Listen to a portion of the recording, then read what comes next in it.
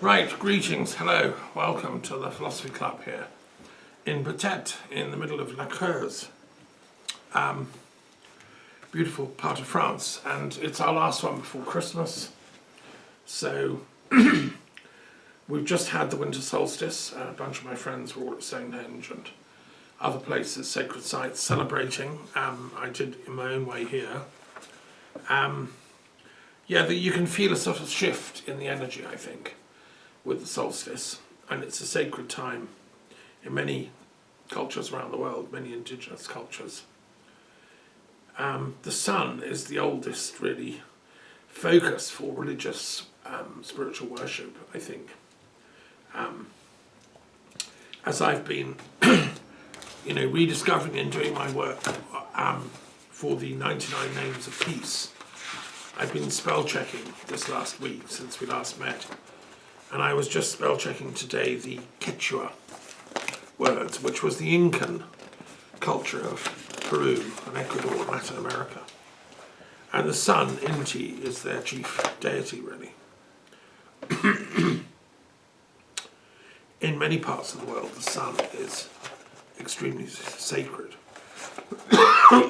So you can feel it returning, thank God. So what have I been up to this week? Okay, some exciting things. On the 16th, there was a very good meeting of the Peace Alliance, an American peace organisation that I've spoken to before, and I have colleagues that help run it. And it was founded by Marianne Williamson, the American sometime presidential candidate. She addressed us, she spoke very well about this most recent election bid she did.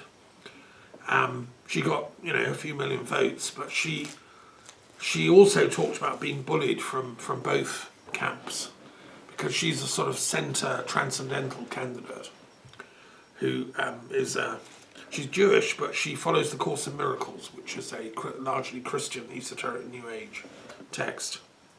And she's a philosopher in her own right, a sage, really. And she's very, very good on peace. She wants America to disarm its huge military-industrial complex and shift the money away from all that to social need and education and proper healthcare and so on, like most normal, decent Americans want. She's articulating that.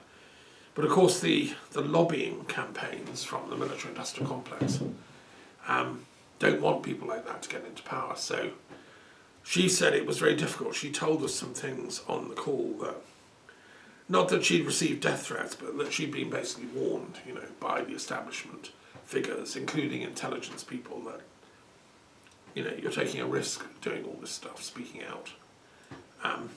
But she's fearless, and the Peace Alliance also wants to build, or wants to found, a Ministry of Peace in the American government system, like a cabinet post, to balance the Pentagon. I suggested in the chat after her talk that let's put it on top of the Pentagon and call it the Nonagon. And she chuckled, she liked that idea. She could see the optics of that, the visual appeal to the masses, that sticking peace, giving it more preeminence than the defence budget. And that's indeed one of the 99 Names of Peace in one of the projects in the book that I'm about to publish. So that was a very good meeting. That was on Monday. And then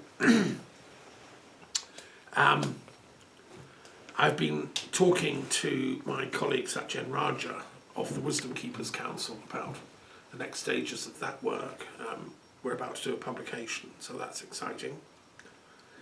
And then on Friday, I chaired the meeting of the World Intellectual Wisdom Forum, and we had a very good, last meeting for the month. And we discussed Gaza and Israel and Palestine and Lebanon and Syria and what's going on with the fall of Assad. What kind of stability is going to come? How can we get healing between these different cultures and nations? I've just been researching some sites in Turkey that I visited. In Konya, the the tomb of Mevlana, or better known as Rumi, which I visited with my daughter in Turkey. And then near there is the tomb of Haji Bektash, who was another Sufi around about the same time, who was very universal in his outlook, even more so than Rumi, because Rumi had a slightly anti-intellectual kind of thing. He thought we should all just be poetry and dancing. Whereas Haji Bektash said, okay, but we also have to keep thinking.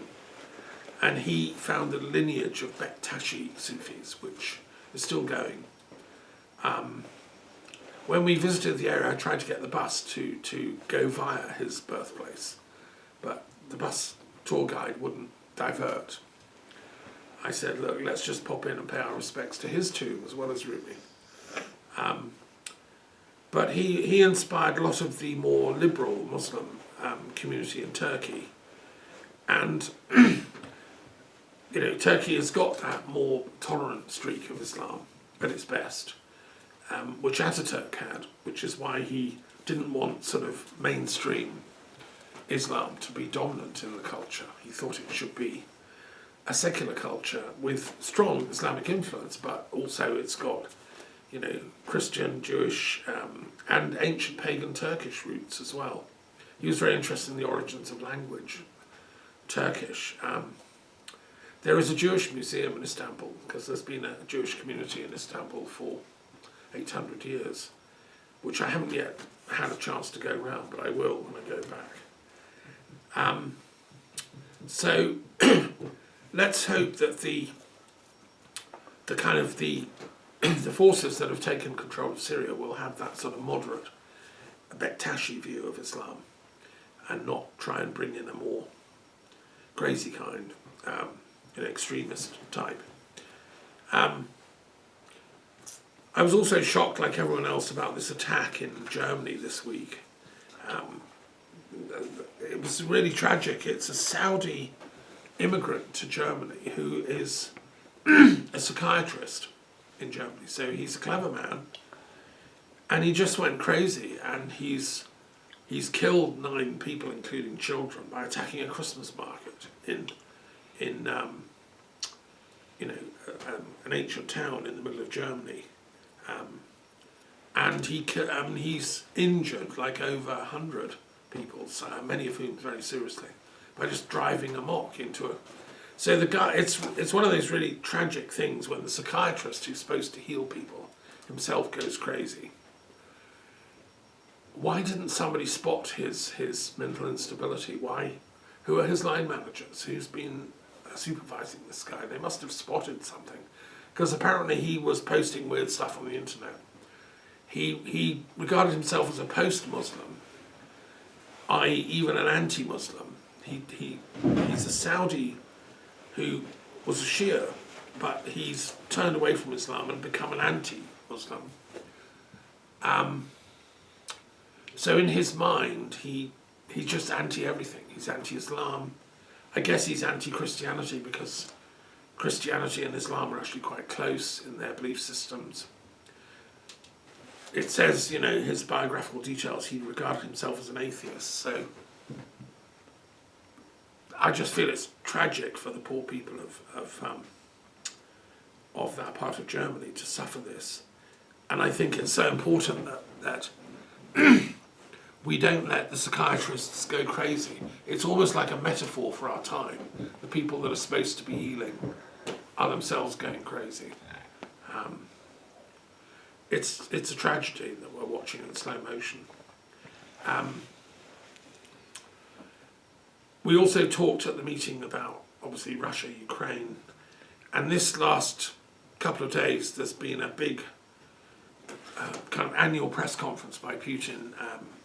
He's wired in, so he can talk to millions of people through the television station, and they all ring in and ask questions. And it looks like he might himself be going slightly crazy.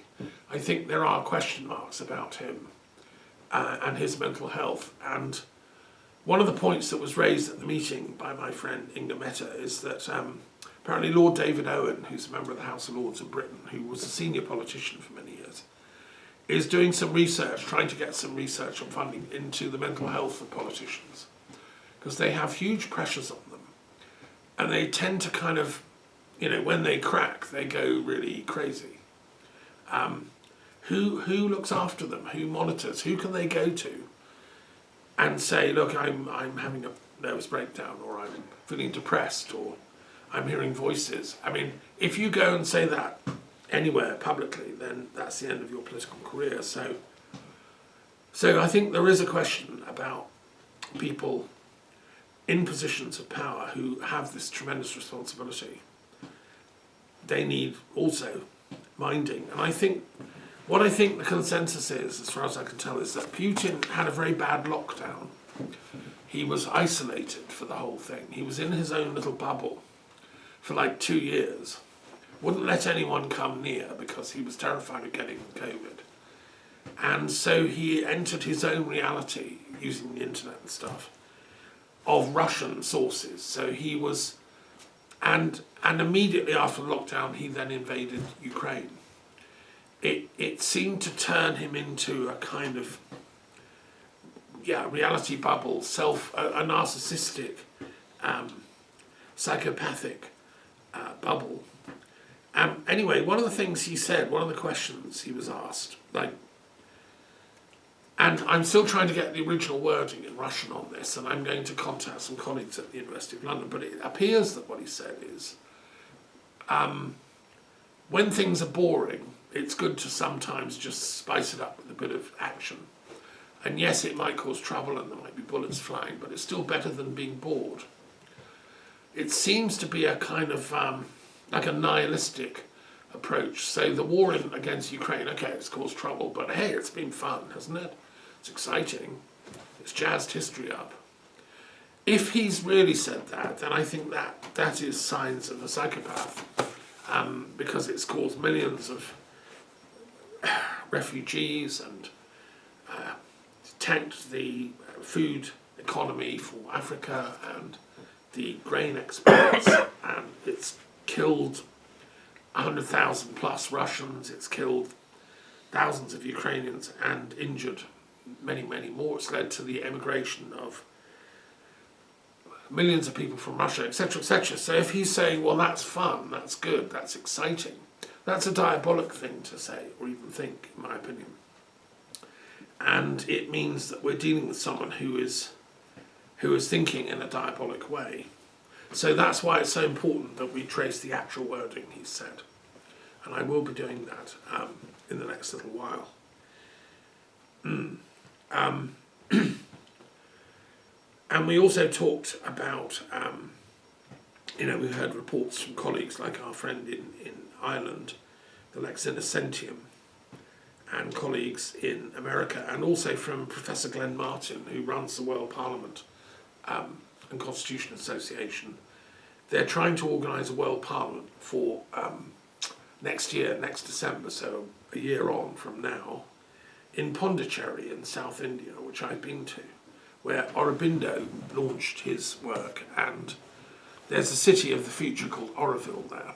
It's the French-speaking part of India, and he was a great intellectual, Aurobindo, and so they're going there to discuss the state of the world and what can we do about it, and hoping to launch a world constituent assembly to democratise the world, because at the moment we're run by oligarchs and factions and isms and rival ethnicities. What we need, and this is what the French Revolution did, is it created a constituent assembly, which then wrote a constitution for France, which then created a democracy, which is basically still what we have here in France. We need that for the planet, so that's what they're aiming to do in Pondicherry next year. And if we can't go in person, one can always go online. Anyway, Glenn is steering this whole process. He spoke at our meeting, and he's a philosopher who taught in the university sector for many years, and I've known him for 30 years. And we had a very interesting discussion actually about the human psyche and the challenges we're facing, because we can be at different levels of growth and awareness, and so many people are stuck at a level of egocentric awareness. So it's what I can get, what I can achieve, what I can win at. Egocentrism is when you just work for yourself. You can graduate up a bit and then you work for the community, and that's what we call ethnocentric perspective. You work for the tribe or the people, the nation, or the Britain or France or whatever, whatever your ethnic identity is. It's complicated in my case because I'm Canadian, British, living in France. So I'm a European, North Atlantic, but I honour all those ethnicities, and I think one can have multi-ethnic identities.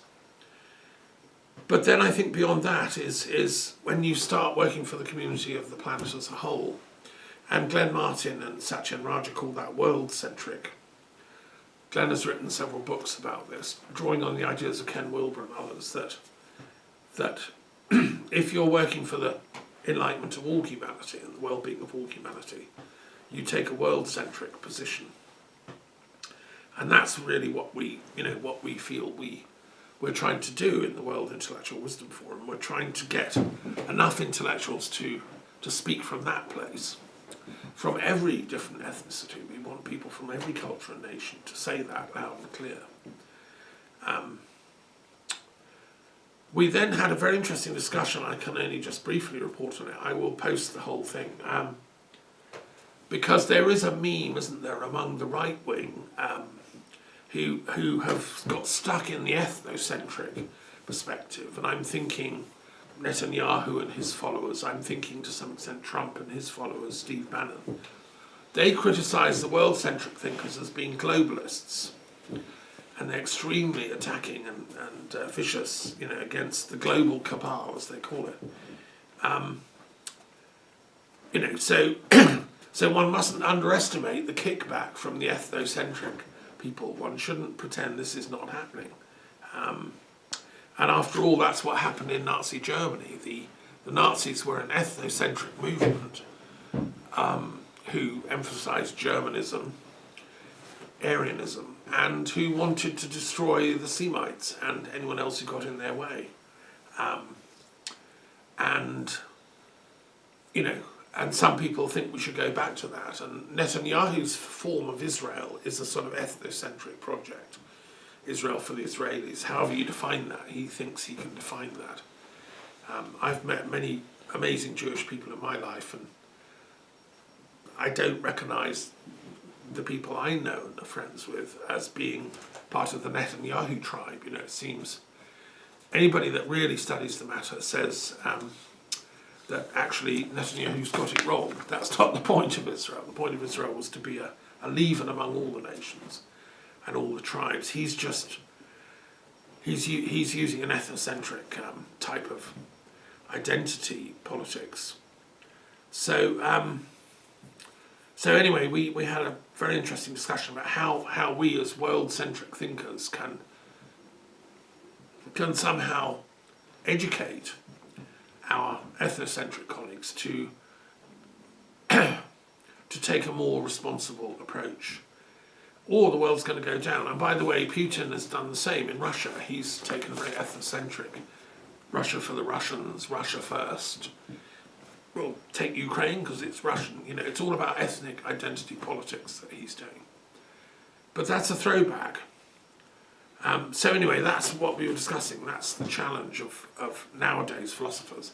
And I come back to, if you go to the very earliest philosophers, the foundation of the discipline, figures like Pythagoras, he was multi-ethnic identity. He was part Greek, part Phoenician. So he was a Semitic Aryan, to use, those terms. And he studied in Babylon, in Egypt, in Phoenicia, in Greece, in southern Italy, in Crotona. He was an internationalist, a global thinker. And that's what he meant by philosophy. It means finding the wisdom in all cultures and all the traditions. Which, and he said the arche, the source of everything, is number. I've also had a colleague here doing digital humanities work with me and putting a lot of my commentaries into texts that can be published, and that's fantastic. And I was thinking as she was working, digital humanities, it's a buzz thing now, but I was thinking Pythagoras would chuckle, because he said all along everything comes from number. So the fact that now everything is digitalized is exactly what Pythagoras said. We are all made of numbers, ultimately.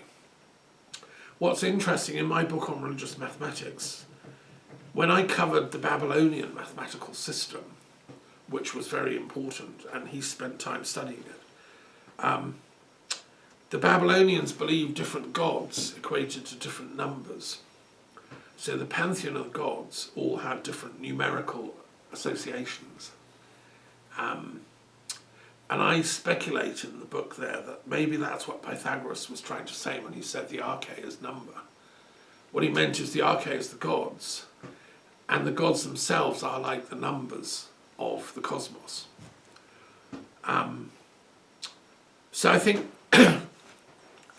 there's a lot of food for thought there about the positive impact of digitalization, if it can bring people together and represent our world-centric perspective, because number is transcendent to tribe and ego. I mean, the laws of mathematics are not entirely cultural free, but they are tending towards a universal perspective. So anyway, we talked about all that, and that was very interesting. So the other thing I want to report on that I've been up to, which is the most important thing, is my work on the 99 Names of Peace.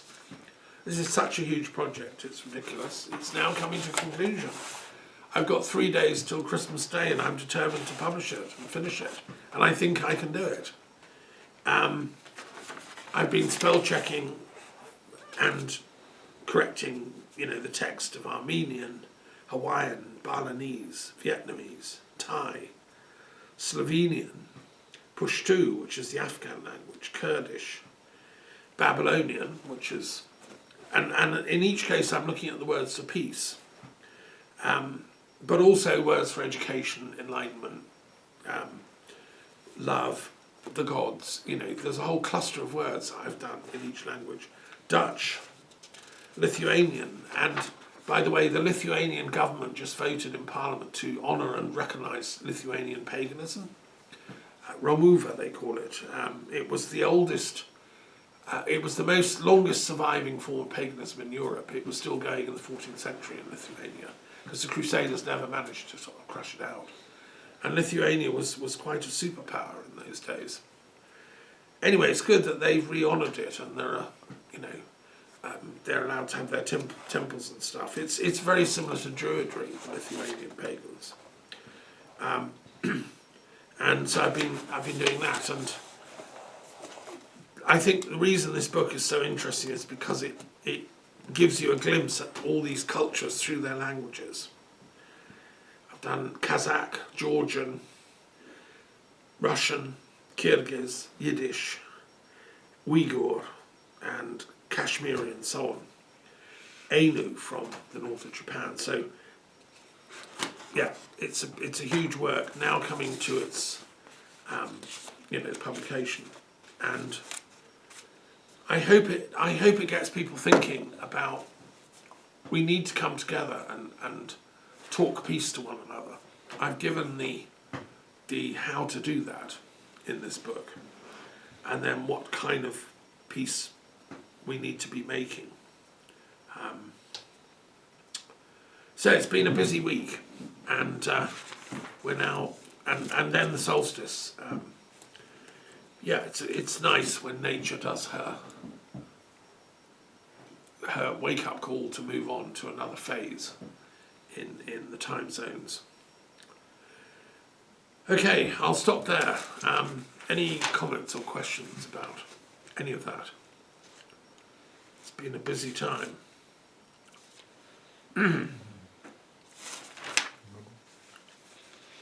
Okay, well, here in the village it's been quiet and cold, but it's going to get warmer soon. That's the plan. And we're going to have Christmas, which will be a great chance of celebrating. Right, let's move on to our periodic table then. And let's choose a couple of these.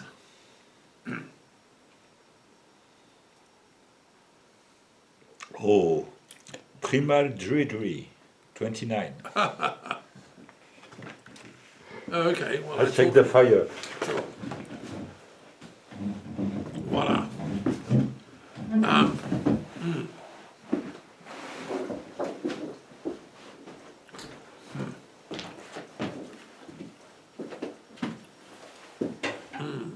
Gosh.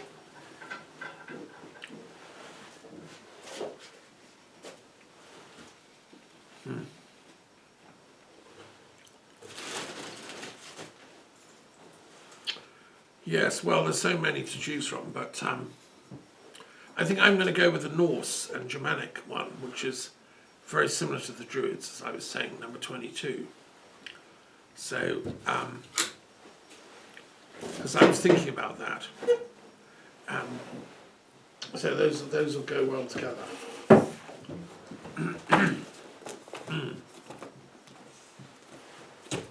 Yes.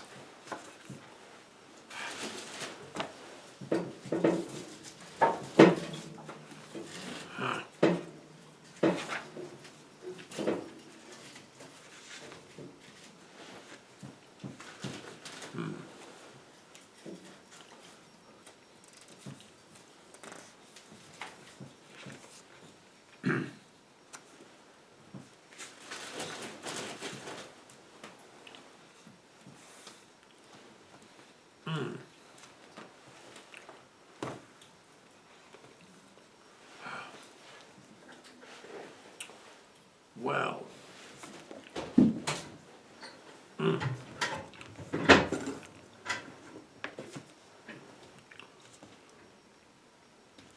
Whilst we're just waiting for that, I'm just going to mention again, the other thing I've been doing this week is reading this amazing book by an American academic, Robert Guthrie, called Operation Mindfuck, QAnon and the Cult of Donald Trump. This guy is a professor of English literature at California State University, and he's researched the details of the QAnon conspiracy stuff that was around, which definitely led to the rise of Donald Trump. And he's a journalist as well as a professor of literature, and he discovered a lot of the sources of this was in American science fiction from the 60s and even before, and the sort of horror fiction going right back to Lovecraft and people. And there's something in the American psyche that's, terrified and yet loves horror. And so QAnon was a sort of horror show that was leaked to the internet, and a load of people believed in it. And what it was doing was absolutely demonizing the Democrats and anyone that was opposed to Trump. And it was accusing them of satanic rituals, but not just sort of like, New Age pagan stuff, but like eating babies and, murder and all kinds of stuff. I mean, if I'd have been a Democrat, if I was an American, I would have sued these people and found out who was behind it. And this book explains really who was behind it, which was the tortured American psyche. So it's really, it's a tragic thing that's happened, and and it really weaponized and polarized the nation. So what I think would be interesting would be to see the extent to which Russian foreign agents were involved in spreading these memes.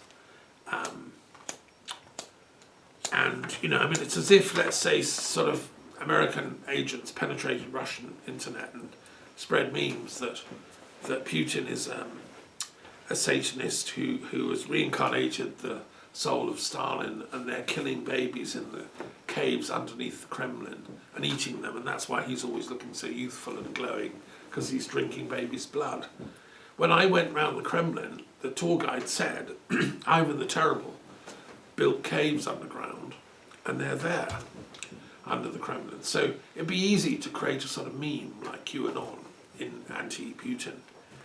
And is it possible that that's what the Russians did to America? I don't know. It's crazy. I don't think anybody should be doing this kind of stuff. We should be telling the truth in a civil way to each other and helping. This is the world-centric approach, not ethnocentrically attacking other cultures, but helping each culture to find its universalism. But anyway, I can't recommend this book highly enough. It's very much an eye-opener and very much of its time, and the whole rise of the Trump phenomenon, that we're about to see this guy become the president again. So that's that. Okay, let's go on with our thing. Let's start with the Druid one, since you raised Druids, right? Which in the periodic table is one of the primal religions, number 29. And my friends in the Druid community, a lot of them were at Stonehenge and Avebury last dawn for the solstice dawn. They've got open access to Stonehenge, which is normally shut. You have to have a tourist ticket and you can only walk around the outside. Special access, they let you go in, so that's good. And they've been, they had a great time, I believe. So I've got to try and summarise 30 years of research into Druids. And I did write the only encyclopedia of Druid studies a few years back, which is 1,000 pages. It's upstairs. And I did research all this with a fine-tooth comb after I moved to France, because I didn't have time in Britain. I was too busy teaching and writing other stuff. And when I moved here and discovered the Celtic nature of Gaul and how many Druids there were historically in Gaul, back to the time of Vercingetorix and before, I thought this is interesting, because a lot of my Druid friends in Britain don't realise this. They think Britain invented Druidry. It's not true. The Celts were all over Europe, as I researched and discovered, including in Austria, Switzerland, northern Italy, northeast Spain, Galicia, and in all down the Danube. So in the Encyclopedia of Druid Studies, I've always referenced this, and a lot of new archaeological discoveries have come out about the Druids. Temples have been found and stuff. We also know a lot about them from classical authors. One of the most important was Posidonius, who was the greatest Stoic philosopher of his day, a friend of Pompey. He was from Syria, and he ended up living on Rhodes, which I've been to, beautiful island. And he spent 2 years on an ethnographic quest through Gaul, researching Druidry. And this is a reconstruction of what he would have found out. We know the Druids believed in reincarnation, like the Hindus or Buddhists. We know that they believed the human soul is immortal and it lives again. They were ethical teachers. They believed in non-violence. If you were sworn to being a Druid, you weren't allowed to take part in battles and killings and murders. You were sworn to ahimsa.